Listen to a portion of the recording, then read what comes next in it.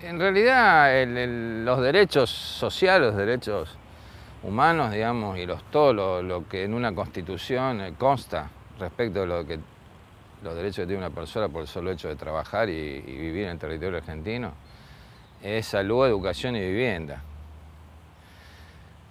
Esto se modificó mucho en los 80 y los 90. O sea, el derecho a la vivienda desapareció como uno de los derechos básicos de los derechos humanos.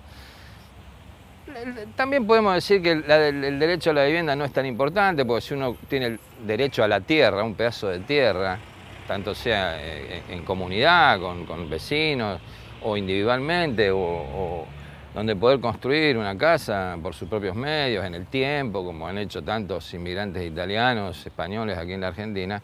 En este caso serían inmigrantes del interior, de la Argentina o de países limítrofes.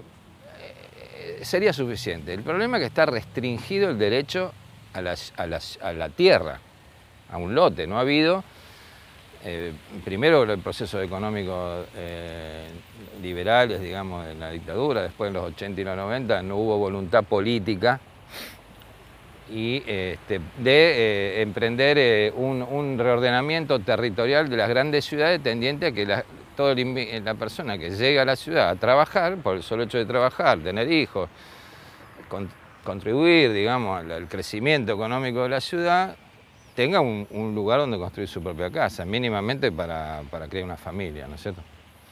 Eso fue desapareciendo en los 90, poco a poco, y recién, a principios del 2000, 2003, 2004, empezó a volver a discutirse el tema de la vivienda. Se empezó a discutir.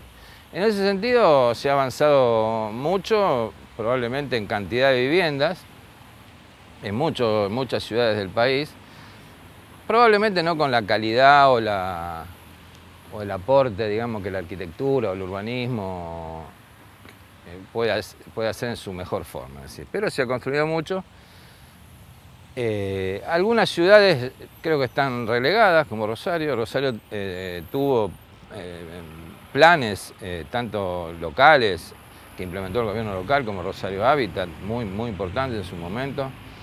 O otros planes nacionales, como el programa Arraigo, que fue un programa en los 90 que tendía a recuperar las tierras nacionales y ocupadas por asentamientos irregulares y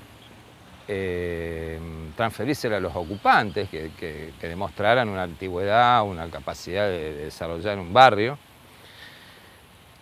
Eso fue durante los 90. Y antes, fines de los 80, el gobierno provincial, en su primer gobierno después de la dictadura, en el año 84, sancionó una ley que se llama la Ley de Expropiación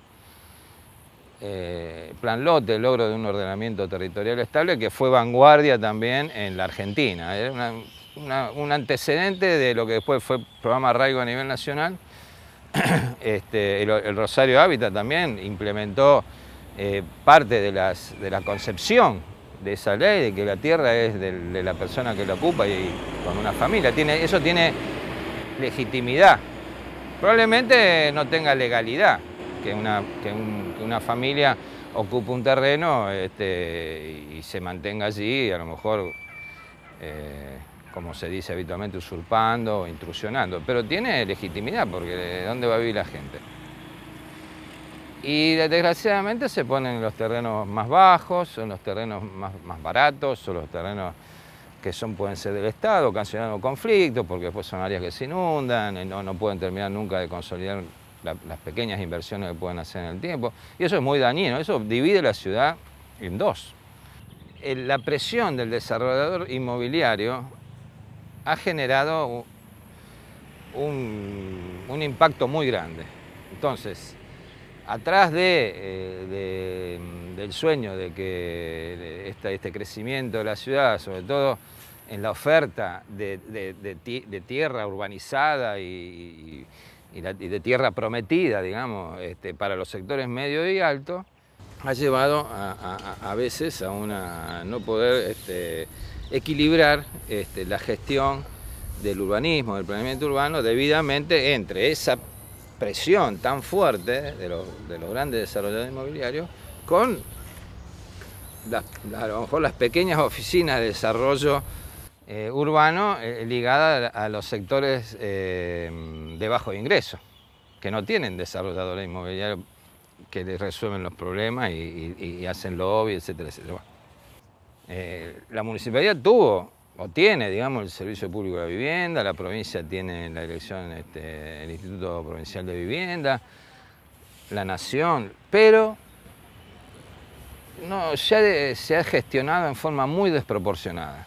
O sea, toda la energía, yo creo que bien intencionadamente, con optimismo por la ciudad, ha ido a concentrarse en toda la zona norte de Rosario y la zona oeste, o sea, el crecimiento de Fischerton y el crecimiento de Alberdi. Pero si vos haces crecer Fischerton y haces crecer Alberdi, son los barrios típicos de los sectores altos de la ciudad de Rosario.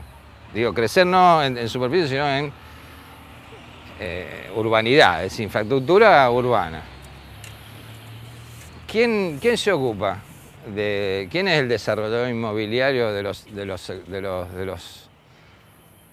sectores de bajos recursos?